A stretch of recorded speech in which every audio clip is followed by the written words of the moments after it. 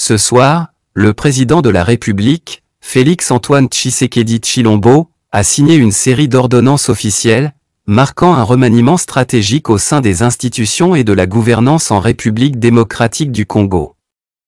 Ces nouvelles nominations concernent la diplomatie, la sécurité et l'administration présidentielle. Parmi les figures marquantes de cette série de nominations, on retrouve Antoine Gonda, nommé ambassadeur itinérant du chef de l'État.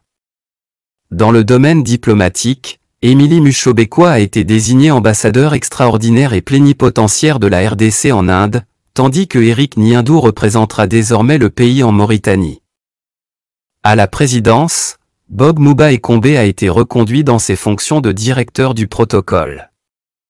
De plus, Farah Mwamba prend les commandes de la cellule de communication présidentielle, avec Giscard Kusma comme adjoint.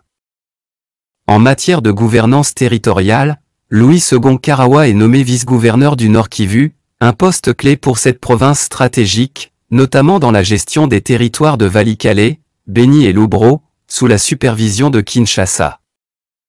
Du côté de la sécurité, Jacques Tshisekedi est maintenu au poste de coordonnateur de la sécurité interne, tandis que Dieudonné Makambo accède au rang de commissaire divisionnaire adjoint, témoignant d'un renforcement de la gestion sécuritaire du pays.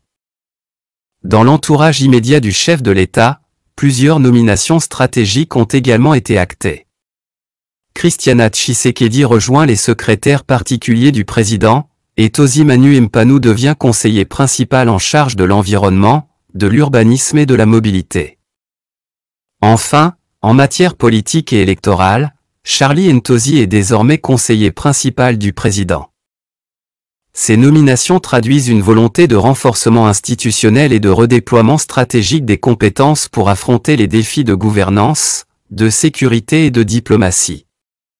Elles s'inscrivent dans la continuité des réformes initiées par le chef de l'État pour structurer l'action gouvernementale et préparer l'avenir du pays.